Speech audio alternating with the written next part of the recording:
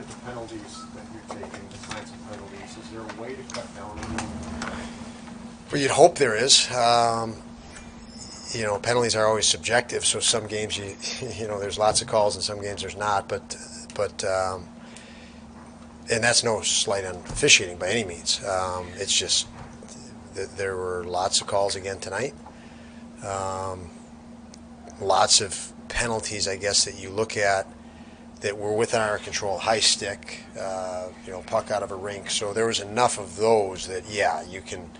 I guess you can say, we've got to do a better job there. Then you ask yourself tonight, fatigue, emotions getting the best of you. What might be the case as well? So, of course, one full period, 20-some minutes of special teams is way too much for any game. There's no rhythm. There's no, guys that are on special teams guys play more, and guys that aren't sit there and there's no rhythm to the game. So, especially in a back-to-back situation for us, that makes it a lot more challenging. So, yes, there were some penalties we took that we clearly, it was all our doing.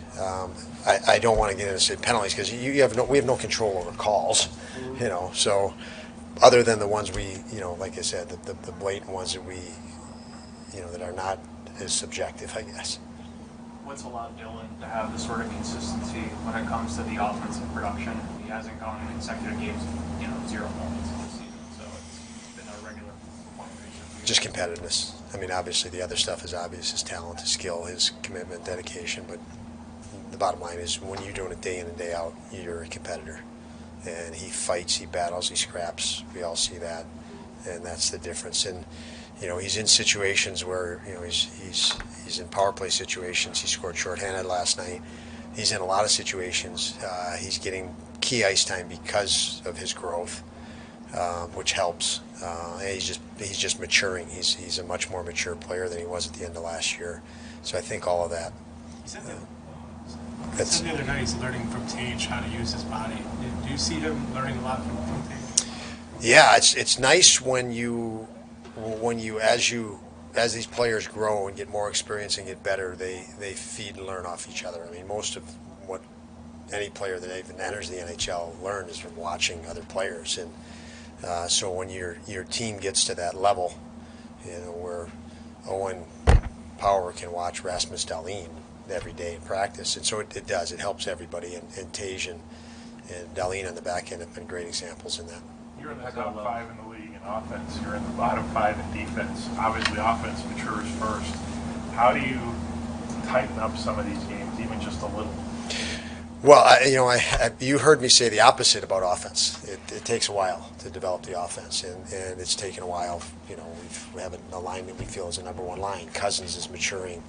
We're going to see Peterka and Quinn score a heck of a lot more than they're scoring now. It does take, on the defensive side. It's again, the last 3 games especially, it's been special teams. That has swung momentum and swung. And then I would say the other thing to that, it's less systematic when you go through it on the film. More what we're doing with the puck, which is also, when you gain experience, you gain a little bit more calm with the puck. We're hitting skates with a little anxiety upon possession, and then it's back before we can even defend. So, we're turning pucks over that we could be turning into an opportunity on the offensive side because of a little, a hurry. Again, the offensive side of the game, we think we're on offense, we make an errant play or overskate a puck, and now you're on defense without being in a defensive posture. Those are the areas that we seem to be giving up more opportunity, and more chances against, I would say. UPL gave them 5 goals in the first 40 minutes. And really, probably only 1 goal I didn't like. But how important do you think was the third period for him to really battle, make some saves, to keep your team in the game where it was 5-4? Yeah, it was. We just discussed it back there. He was really good in the third period, which was nice to see, because I'm sure he wished he had another opportunity at 1 or 2 of those in the second. And not to say he was, he's at fault. It just, he probably could have had him, knowing him as an athlete. But for the third to rebound and bounce back and keep that game tight was a real good sign. He did it confidently, and that was a moment where they could have challenged his confidence quite a bit, especially with you're throwing Makar and McKinnon and Rantanen out there. Makar was over 30 minutes. McKinnon was close. That's half the game for those guys. And so yes, it was a good sign to see him confident. How do you feel like he's handled the last couple of weeks in general? He's gotten some tough opponents here. Yeah, I mean I think he's handled it. We've said it a lot. He's in a development phase of his career. And I think he's taking in these opportunities to grow. His confidence looks good, and he's fighting, battling, scrapping, and he's working to improve every day. So I think it's been a good stretch in that regard for him. Those 50 seconds after Colorado tied it on the 5-on-3, puck never left the zone. They have the best power play in the league. Bednar just said he thought it was the best they've looked on power play all season. What made it so difficult to sort of get anything out of there or make a play against it? Well, they, again, those guys have played together for I don't know how many years now. I mean, Makar's probably 3, but he is obviously an elite player. But there's just a lot of elite players out there, and they get in a rhythm. And that wasn't their first power play in the game, so you could see them gain a little bit more confidence as it went. And they're top high end players. We just gave them too many opportunities to feel good about their game with power play time. Coach, can you talk about the play of Kyle also?